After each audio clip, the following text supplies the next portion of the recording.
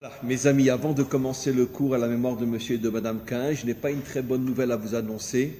Je suis obligé d'arrêter le cours exceptionnellement aujourd'hui à -20 parce que je dois me rendre dans le nord pour un enterrement et donc je suis extrêmement pressé. Donc ce que je vous demande à tous et à toutes, c'est que vraiment à -20 on arrête.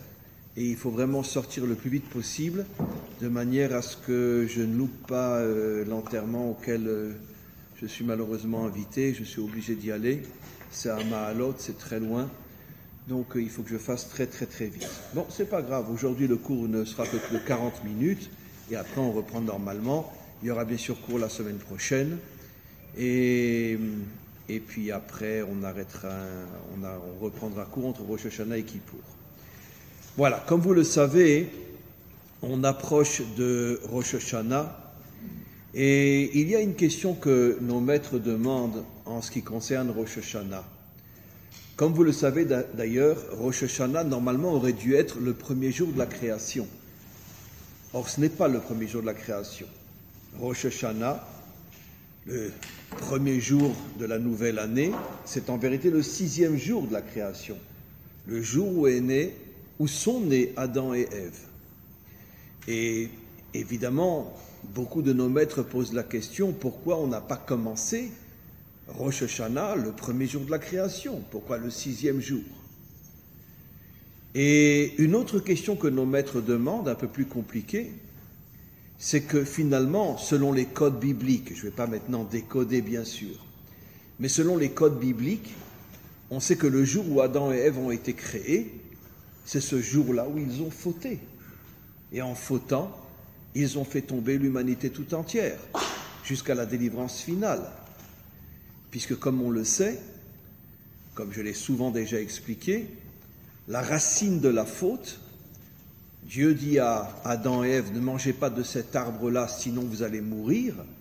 Alors évidemment, comme on le sait, toute la Torah est codée, il ne faut pas prendre le mot mourir à la lettre, mais mourir dans le sens de la séparation entre l'âme et le corps, la séparation entre le monde spirituel et le monde matériel, ce qui veut dire que d'après la Torah, la première faute de l'humanité, ça a été cette volonté de séparer l'âme du corps, séparer le monde d'en haut du monde d'en bas, c'est-à-dire que les hommes voulaient s'approprier ce monde, et finalement, le seul qui est confiné et qui a le corona depuis des millénaires, c'est qui ?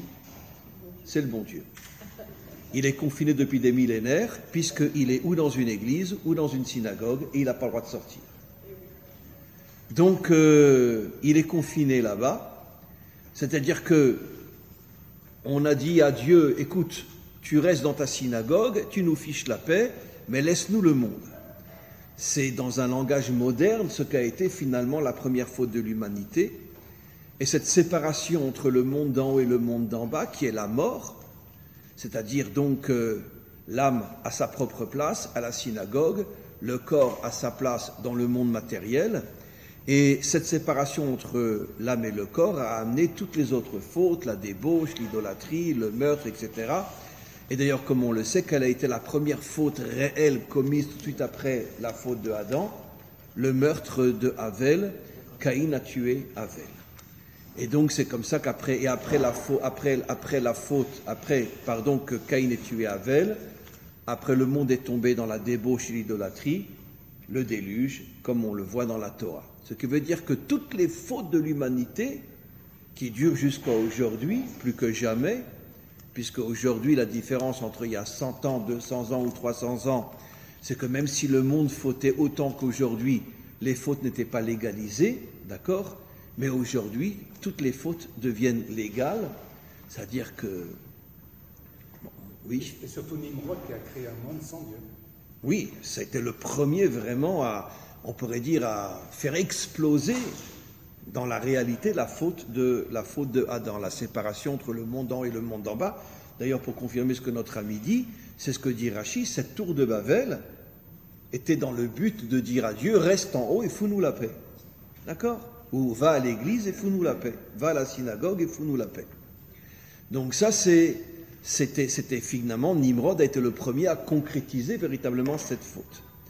Et donc on voit que la Torah nous révèle quelque chose d'absolument incroyable, c'est que la racine de toutes les fautes, c'est finalement la séparation entre le monde d'en haut et le monde d'en bas. Et ça fait des millénaires que ça dure, dans l'humanité tout entière, et finalement, la délivrance sera la réparation de cette faute-là, où à nouveau, on va réunir le corps et l'âme, et comme je l'ai souvent expliqué, ne le prenez pas mal, je crois que je l'ai dit la semaine dernière, mais je le redis aujourd'hui, la première chose que le Mashiach fera lorsqu'il va enfin faire la réparation du monde, il fermera toutes les synagogues, toutes les églises, tous les temples, toutes les mosquées, pour nous faire comprendre que Dieu est avec nous dans ce monde matériel et il est guéri, il n'est plus confiné maintenant dans les synagogues. Et c'est vrai, ça veut dire que Dieu sera avec nous dans le bureau, Dieu sera avec nous dans les sociétés, Dieu sera avec nous dans le sport. Ça veut dire que l'homme va devenir un homme moral, un homme spirituel, même dans le monde matériel, et pas uniquement lorsqu'il est à la synagogue. Et donc, c'est ce qui va se passer. En vérité, il restera un seul lieu de culte, qui sera le lieu de culte de l'humanité tout entière, comme le disent les prophètes. Ma maison sera une maison de prière pour tous les peuples. Mais je ne raconte pas de blague. À l'époque du premier temple, il y avait des synagogues en Israël? Non, il n'y en avait pas. Il n'y en avait pas. Il n'y avait pas de synagogue. La notion de synagogue a commencé bien plus tard.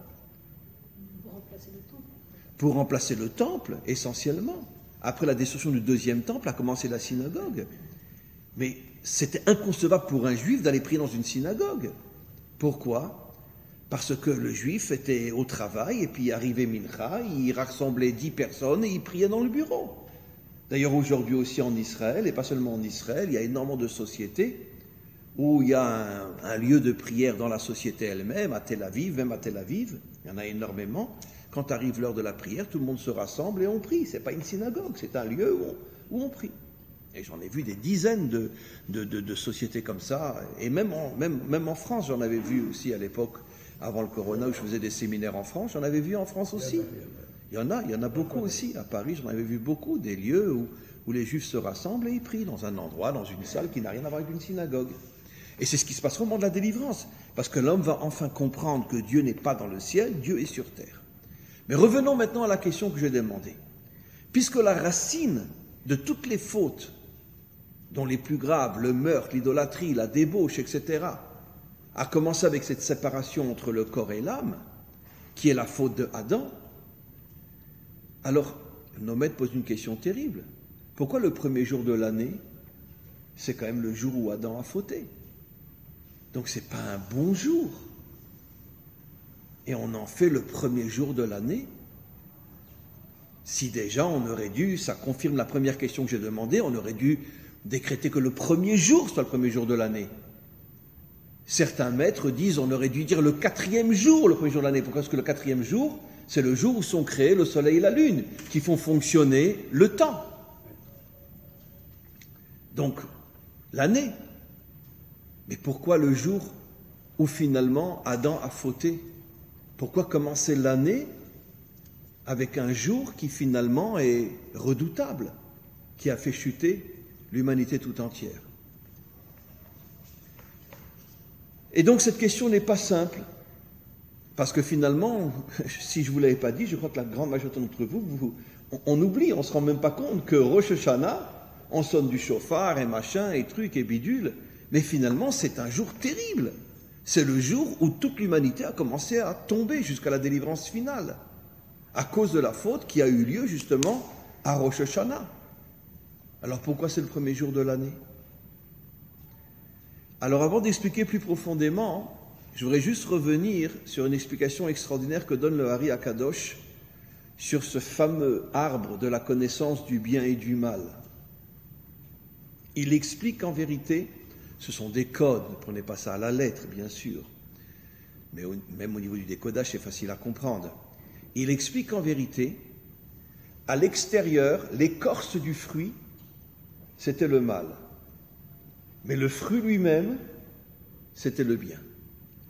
L'arbre s'appelle l'arbre du bien et du mal. Où est le bien, où est le mal? Alors il explique, l'écorce était le mal, et le fruit était le bien. Et il donne un exemple, quand on veut manger un fruit, on veut manger une orange ou peu importe, on prend l'écorce, on la déchire, on la jette et on va au fruit. Et il explique que c'est la raison pour laquelle vous verrez que dans tout le Zohar, comment qu'on appelle le mal en hébreu? Klippa. Qu'est-ce que veut dire klippa en français? L'écorce. On l'appelle klippa pour bien nous faire comprendre qu'à l'intérieur du mal se cache le bien. Et ça, c'est ce qu'on va expliquer. Mais il y a une question que le Ri Akadosh demande. Si vous vous rappelez ce qui s'est passé quand le Nachash, là aussi c'est un code, on ne peut pas tout expliquer, est venu séduire ou parler à Chava, elle a vu l'arbre, et elle a vu un arbre magnifique, Ta'ava le'enayim, un arbre que, c'est un langage compliqué, on dit on a la Ta'ava du ventre, on a la Ta'ava du cœur, mais Ta'ava le'enayim, ça veut dire que les fruits étaient tellement beaux que même ses yeux désiraient, pour nous dire à quel point il était beau. Et le Ari Akadosh pose une question magnifique, il dit, mais je ne comprends pas, elle, ce qu'elle a vu, ce n'est pas le fruit, elle a vu l'écorce. Comment l'écorce pouvait la séduire à ce point que Ta'ava le'enayim, une phrase qui n'existe dans aucune langue, Ta'ava le'enayim, on a la Ta'ava du cœur, la Ta'ava du corps, et pas la Ta'ava des yeux. Pour dire à quel point l'arbre était beau. Et le Ari Akadosh révèle quelque chose d'absolument incroyable. C'est incroyable, surtout qu'il a vécu il y a quand même quelques siècles. Il est encore loin du monde dans lequel on vit. Aujourd'hui, c'est facile à comprendre, mais à son époque, c'était une sorte de prophète qui avait le roi Hakodesh. Et il révèle quelque chose d'extraordinaire. Il dit pourquoi? Parce que la véritable force du mal, c'est qu'il fait tout pour se faire passer pour le bien. Ça veut dire, on ne parle pas du mal de Daesh, on ne parle pas du mal de Hitler, on ne parle pas du mal de Pharaon. Ça, c'est un mal visible et il n'attire pas les yeux. On le fuit, ce n'est pas le mal de Staline, évidemment. Ce n'est pas le mal des dictateurs qui oppressent les peuples et qui leur font du mal. De quel mal la Torah fait allusion il y a 4000 ans? Un mal qui attire, qui est beau, qui est magnifique. Comment? Je n'entends pas.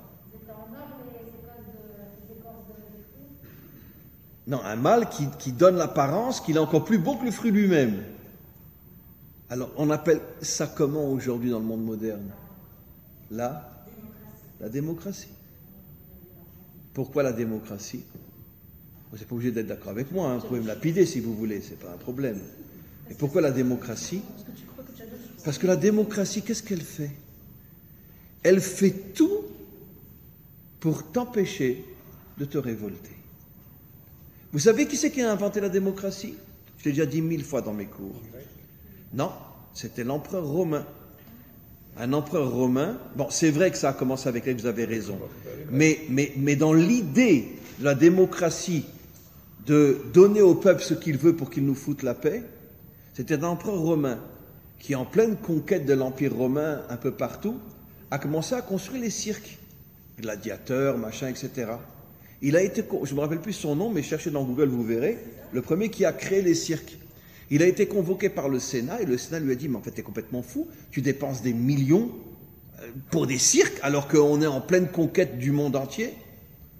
Et il a répondu, donnez au peuple le plaisir, et il vous foutra la paix. C'est lui qui a lancé la première phrase de ce qu'est aujourd'hui, d'une certaine manière, la démocratie.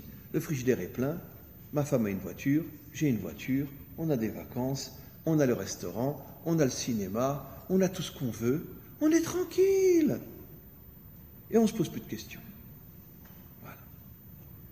Et c'est exactement ce que le Ari Akadosh, il ne dit pas le mot démocratie, parce qu'à son époque, il n'y avait pas de démocratie.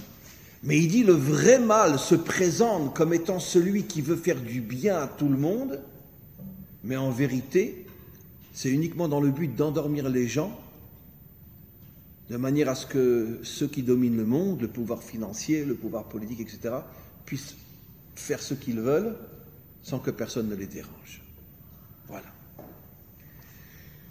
Et donc, on comprend quelque chose d'assez extraordinaire, que finalement, le vrai mal, c'est pas Hitler, c'est pas Staline. Parce que combien de temps a duré Hitler? 5 ans. Combien de temps a duré Staline? Quelques années. Parce qu'à force de faire mal aux hommes, ils finissent par se révolter. On n'en peut plus, on souffre. Mais un mal qui peut durer pendant des millénaires, c'est un mal qui donne l'apparence d'être bien. Vous comprenez? Mais regardez, vraiment, j'arrive pas à comprendre comment nos maîtres ont vu une chose pareille. C'est dans le Talmud, ça a plus de 2000 ans. Ils comparent le monde occidental à un porc. Pas dans le sens cochon, c'est pas du tout ce qu'ils veulent dire, mais dans le sens qu'il montre ses sabots fendus et il dit, regardez, je suis cachère, hein, mais surtout m'ouvrez pas la bouche, hein, parce que le porc a les sabots fendus. Donc nos maîtres, il y a 2000 ans, ont compris que le système du dernier exil serait un système où on donne l'apparence d'être cachère, d'être des gens bien, mais surtout ne rentre pas à l'intérieur parce que tu vas découvrir des choses tellement monstrueuses que tu ne pourras pas tenir le coup. Tout est caché, c'est pour ça que le porc a les sabots fendus, par rapport à ses sabots il est cachère, mais seulement il ne rumine pas. Il y a 2 signes pour être cachère, le signe extérieur et le signe intérieur.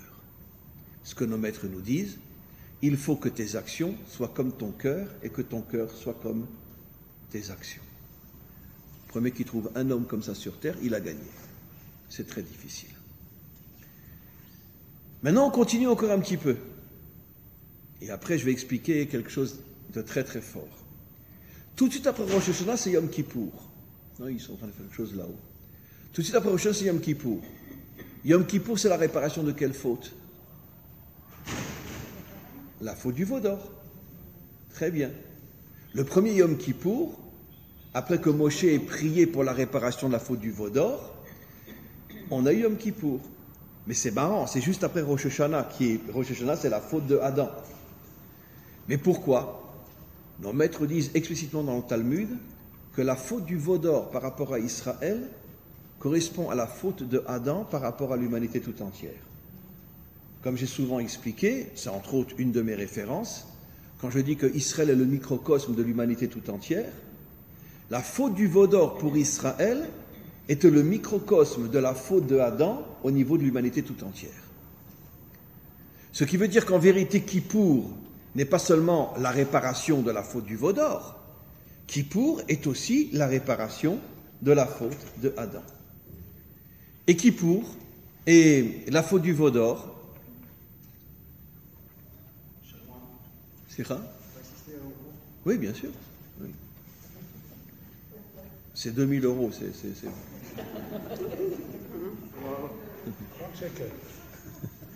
Et quel est le lien entre la faute du veau d'or et la faute de Adam?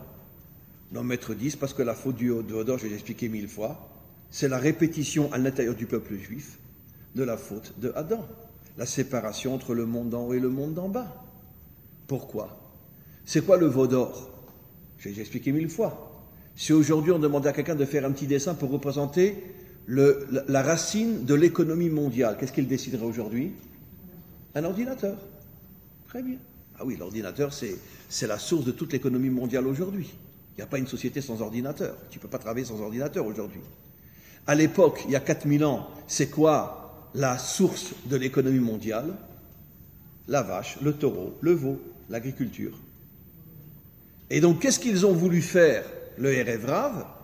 Ils ont fait le symbole du veau d'or. C'est en vérité notre travail dans ce monde qui nous rapportera de l'or. Et Dieu reste à la synagogue. On viendra te voir le samedi, je te promets, mais 6 jours par semaine, tu nous laisses tranquille, d'accord? Ça veut dire qu'il est confiné. Comment? Vous avez dit qu'il était confiné. Il est confiné à la synagogue. Et il porte un masque et tout. Absolument. Quand tu n'as jamais vu le bon Dieu avec un masque? Il est très caché, le bon Dieu, ça va être la suite du cours, tu vas voir. C'est pour ça que je dis qu'il est confiné. Il est très caché. Alors tout ça, c'est une introduction. Malheureusement, comme je vous ai dit, je dois terminer aujourd'hui, malheureusement, dans 20 minutes, mais on a encore, malgré tout, de quoi bien expliquer. Maintenant, revenons à la question que j'ai demandée. Puisque finalement, le premier jour de l'année, c'est le jour où toute l'humanité est tombée. La faute de Adam.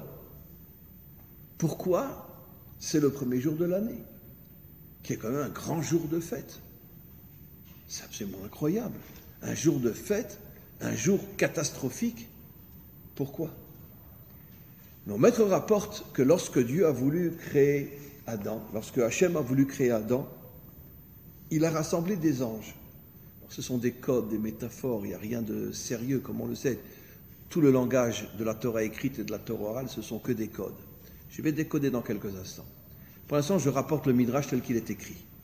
Il a rassemblé des anges, et parmi eux, il y avait deux anges, Asa ve Azael. Asa, qui s'écrit exactement comme Asa, enfin, on dit Gaza en français, mais c'est Asa. Et Azael. D'accord? Et il a demandé à tous les anges, est-ce que vous me laissez créer l'homme?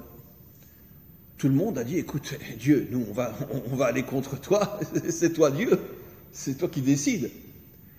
Deux se sont opposés, Asa et Azael. Ils ont dit à Hachem, il est hors de question que tu crées l'homme. Pourquoi? Parce que l'homme, il va fauter. Il va détruire ton monde, il va mal se comporter, ne le crée pas. Ils avaient raison, ils n'avaient pas raison. Mais d'une certaine manière, oui. Mais tenez-vous bien parce qu'on va dévoiler des choses assez incroyables. Hachem leur a dit, vous savez, je sais que l'homme fautera. Mais d'un autre côté, l'homme fera teshuva. Il fautera, mais il se relèvera. Comme disent nos maîtres, Shlomo Ameler entre autres, Shiva yipol tzadik vekam. Le juste tombe 7 fois et il se relève. Vous voyez qu'on ne sait pas ce que c'est injuste, hein? Parce que nous, on court après les justes, on ne les a jamais vus tomber, hein? D'accord? Non? Shlomo avait le courage de nous dire, un juste tombe 7 fois. Ça ne veut pas dire qu'il tombe dans la débauche, l'idolâtrie ou le meurtre. Mais malgré tout, par rapport à son niveau, il a des hauts et des bas. Ça n'existe pas, un homme qui est toujours en haut, ça n'existe pas. D'accord? Trouvez-moi un seul personnage biblique qui n'a pas fauté. On n'en a pas un. Ils ont tous fauté. À leur niveau, ce n'est pas les fautes de meurtre, de débauche, ou je ne sais quoi, mais à leur niveau, ils ont fauté. Par rapport à leur grandeur, ils ont fauté. D'accord? Et donc, Hachem répond aux anges, c'est vrai, je sais que l'homme fautera, mais d'un autre côté, il se relèvera. Shiva yipol tzadik vekam. Pourquoi l'homme qui tombe 7 fois et qui se relève est appelé tzadik?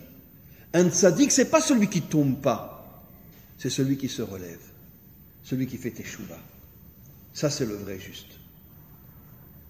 Pourquoi Yosef est appelé Yosef Hatzadik? Je l'ai quand même expliqué la semaine dernière. C'était quand même un petit cochon, Yosef. Hein? Ah oui, je suis désolé. Parce que quand je suis désolé, c'est pas moi qui le dis, c'est Rachi. Est arrivé le jour où toute l'Égypte fêtait je ne sais quelle idole. Tout le monde allait au temple. Et elle, Madame Poutifar, elle s'est fait passer pour une malade. Je suis pas bien, mon mari, chéri, écoute, laisse-moi dans ma chambre, je suis pas bien. Tout le monde est parti au temple. Yosef, qui était juif, bien sûr, il n'est pas parti au temple. Ils sont restés tous les deux. Elle est sortie, d'accord, et elle lui a sauté dessus. Qu'est-ce qu'il a fait, Yosef? Ah non, moi je suis un tzaddik, hein, je suis un tzaddik. Hein. Ben, il s'est comporté comme un petit cochon. Il s'est déshabillé. Elle aussi. C'est pas moi qui le dis, c'est Rachi. D'accord? Ils sont déshabillés tous les deux. Il s'est mis sur elle. Il allait rentrer. Au dernier moment, il a vu l'image de son père. Ça l'a retenu. Et tout est sorti dehors. C'est pas de moi. Je ne me permettrai pas. Chas v'shalom. Il s'est rhabillé. Il est parti. Elle, déçue par le fait que ça n'a pas été jusqu'au bout, elle l'a dénoncé, 12 ans de prison. Donc, il a quand même été presque jusqu'au bout. Et s'il n'avait pas vu l'image de son père, ça aurait été un super cochon. C'est pour ça que je dis un petit cochon. Mais ça aurait été un super cochon. Et pourtant, on l'appelle Yosef Hatzadik.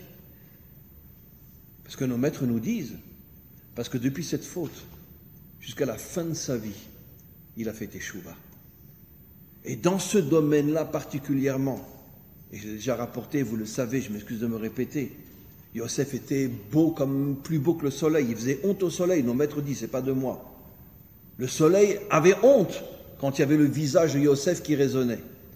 Quand il est devenu à l'âge de 30 ans le dirigeant de l'Égypte, toutes les filles d'Égypte lui couraient derrière.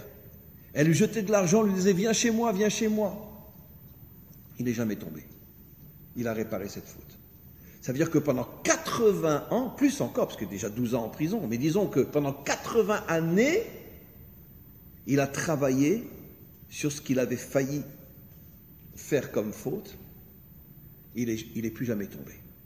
C'est pour ça qu'on l'appelle Hatzadik, parce qu'il est tombé et il s'est relevé. Ça, c'est le vrai juste.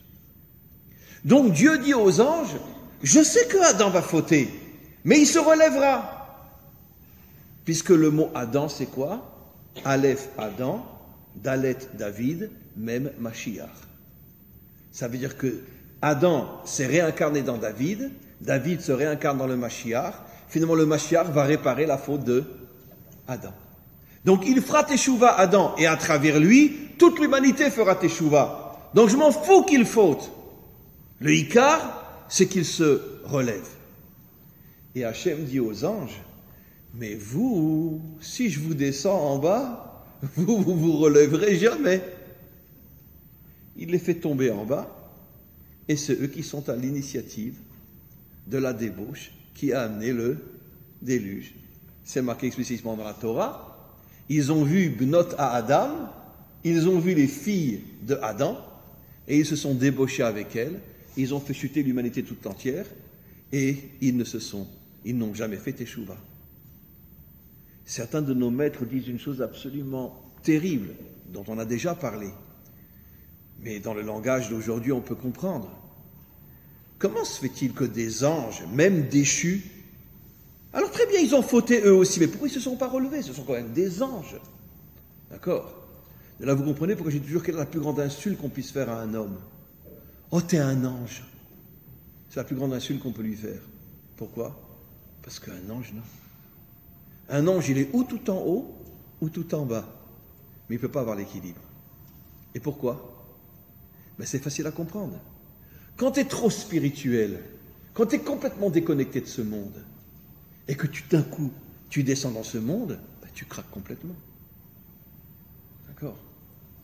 Et ça, je ne dois pas l'enregistrer, mais malheureusement, en Israël, on en sait un petit peu. Hein, il y a quand même pas mal de rabbinim qui fautent dans notre pays. J'ai rien dit. Voilà. Ben oui, mais c'est pareil chez les catholiques aussi. Hein. Les bonnes sœurs, les curés, etc. Mais je ne suis pas en train de critiquer, parce que chez nous aussi, quand quelqu'un est trop déconnecté de ce monde, et qu'il vit dans un monde complètement fermé, et que tout d'un coup il sort de ce monde, il n'est pas préparé, il tombe. Il tombe complètement. Alors si déjà chez nous des rabbinim qui sont mariés tombent, alors imaginez-vous un curé, un catholique qui n'est pas marié. Comment voulez-vous qu'il tienne? C'est impossible. Impossible. Eh bien c'est ça l'ange. L'ange, il est tellement spirituel que quand Hachem a fait descendre dans ce monde, il tombe. Et c'est ça ce que Hachem veut faire comprendre aux anges. L'homme fautera, mais comme il est dans ce monde, il arrivera à retrouver son équilibre et il fera teshuva. Mais vous qui avez toujours vécu en haut et qui n'avez aucune expérience de toutes les tentations de ce monde, lorsque vous descendrez, vous ne vous relèverez pas. D'accord? C'est pour ça que finalement, quelle est la pire des choses qui puissent nous arriver sur terre? Je demande à Hachem de ne pas écouter et je demande de ne pas enregistrer. Être un curé ou être un rabbin. Pourquoi? Ben oui, être un curé ou être un rabbin. Pourquoi c'est la pire des choses qui peut nous arriver sur terre?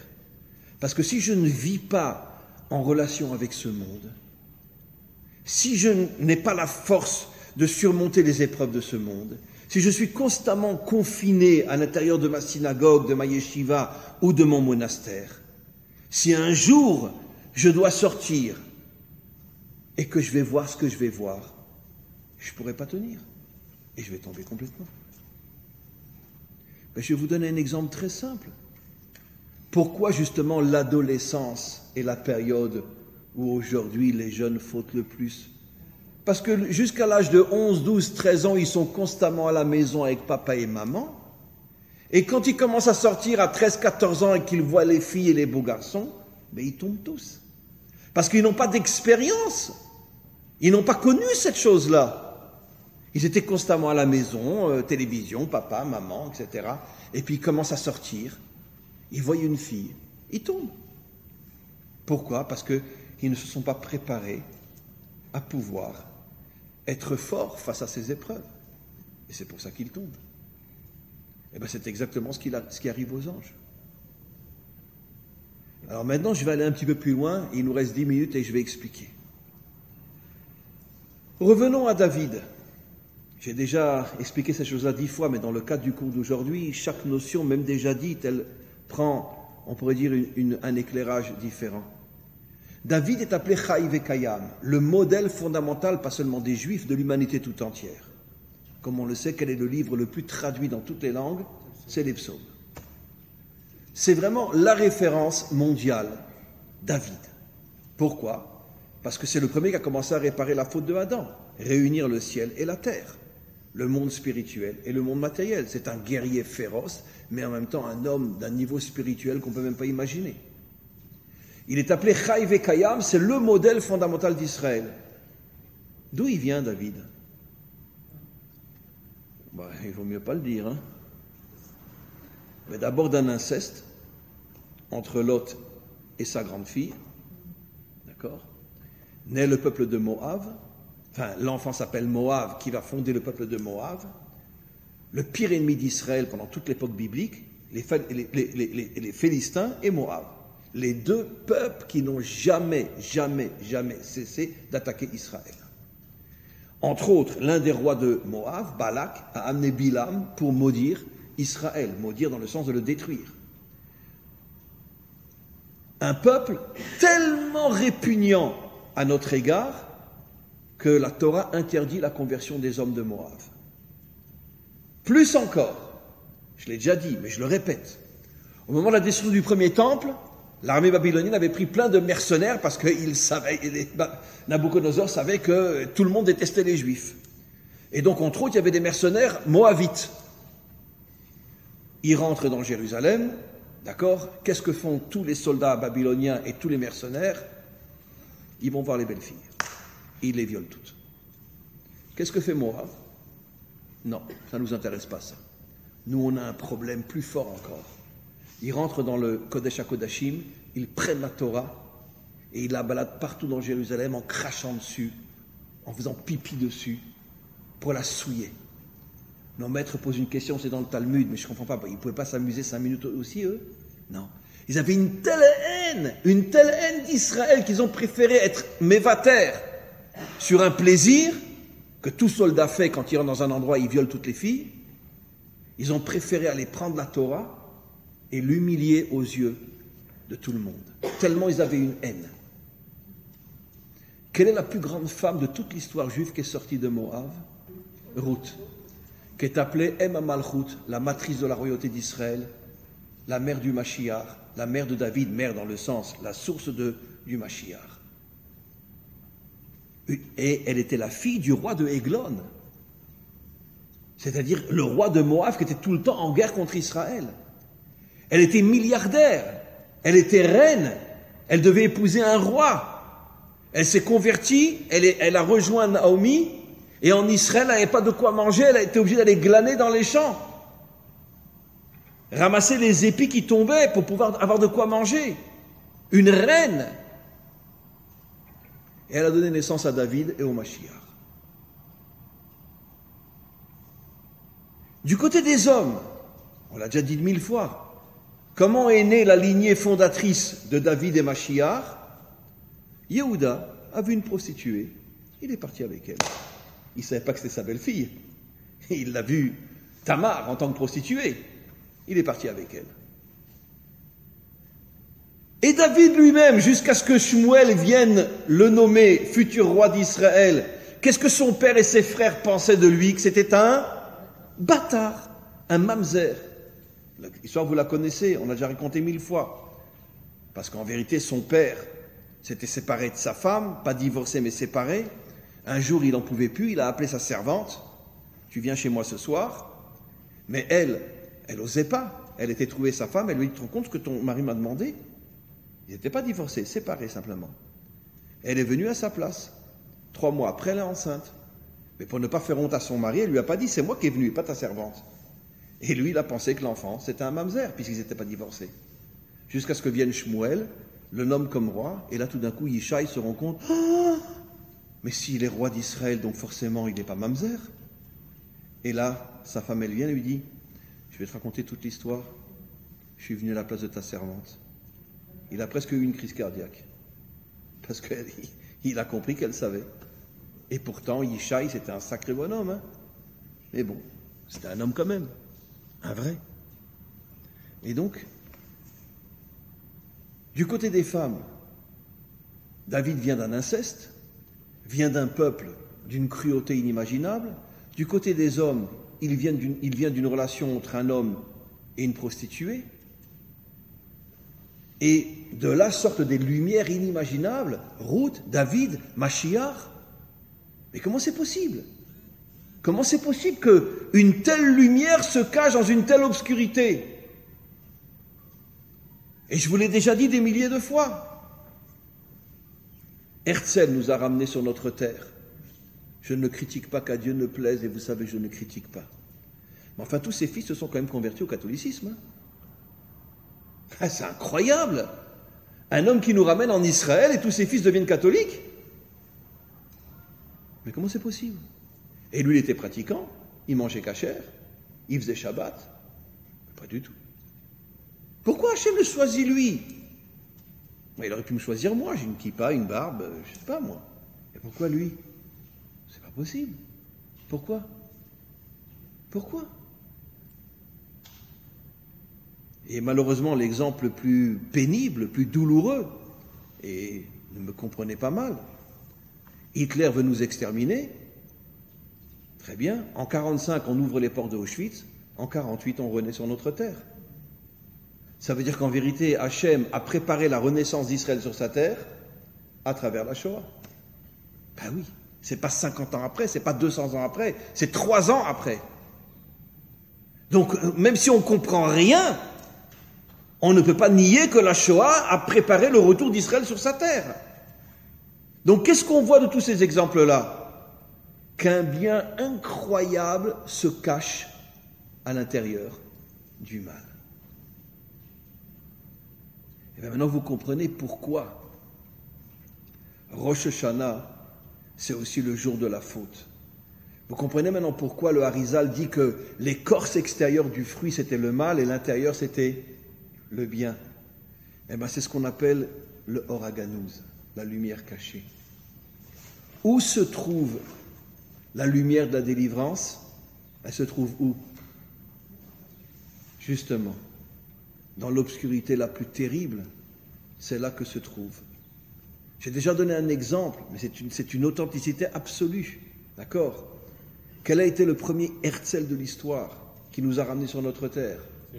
Isabelle la catholique, l'Inquisition. Mais grâce à elle, ça a réveillé des milliers de juifs qui se sont dit, après l'Inquisition ou pendant l'Inquisition, allez, on a marre, on retourne chez nous. Et c'est là qu'ils ont reconstruit la première ville, qui est la ville de Tzvat. Donc finalement, qui nous a ramenés sur notre terre? Isabelle la catholique, en brûlant vive des centaines de milliers de juifs. Donc dans l'obscurité la plus totale, se cachait une lumière inimaginable. Et pourquoi? Il y a différentes explications, mais celle que je trouve la plus belle, c'est parce que Dieu est obligé de cacher la lumière de la délivrance finale dans des endroits où personne ne peut imaginer où elle se trouve. Pourquoi? Parce que le monde n'est pas méritant. Le monde n'est pas suffisamment méritant pour que la délivrance, la lumière de la délivrance soit trop visible. Et donc il y aura des kitrougim, il y aura des accusations terribles. Mais vous le savez tous et toutes. Pourquoi les nations ont accepté plus ou moins l'idéologie de Herzl de refaire venir Israël sur sa terre? Vérifiez, vous verrez. Herzl a été voir le pape au Vatican. Et il lui a demandé. Et le pape n'a pas refusé. Je ne dis pas qu'il a dit oui, super, mais il n'a pas refusé. Et après sont venus les cardinaux et ont demandé au pape, mais non, mais t'es taré. Mais pourquoi tu laisses les Juifs revenir sur leur terre? Il dit, mais vous comprenez rien. Lui, il va arriver à faire ce que nous n'avons pas pu faire pendant 2000 ans. Il va arriver à assimiler tout Israël. Parce que comme il était complètement assimilé, ils se sont dit, si l'idéologie c'est celle de Herzl, bon ben Israël va perdre son identité juive et va redevenir un peuple comme nous. Peut-être qu'après on pourrait les ramener à la chrétienté. Et c'est pour ça que le pape a accepté. Mais en vérité, ce qu'il ne sait pas, c'est que Hachem se sert de l'obscurité extérieure pour préparer la délivrance. Et donc le jour de Rosh Hashanah, que le jour de la faute, ça permet à Hachem de dissimuler toutes les énergies de la délivrance à l'intérieur de la faute pour petit à petit nous amener à la délivrance finale. Je vous ai déjà expliqué que qu'est-ce que nos maîtres nous disent? Que des descendants de Haman sont devenus des maîtres d'Israël, ici en Israël, à Bnei Brak, ils disent dans le Talmud. Des descendants de Sancheriv qui a exilé les 10 tribus. Comment? Korach aussi, Korach Shmuel est sorti de lui, bien évidemment. Et des descendants des 10 tribus qui ont été exilées par Sancheriv, des enfants à lui sont devenus les maîtres de Hillel et Shammai. Les maîtres de Hillel et Shammai étaient des descendants de Sancheriv. Et vous savez tous et toutes que les talibans sont des descendants des 10 tribus. Bien sûr, on le sait. Donc, la conclusion, oui. Le premier verset de la Bible est explicite. Après les ténèbres et le tohu-bohu, la lumière. Bravo. Après l'obscurité, la lumière. Ça veut dire que sans obscurité, il n'y a pas de lumière.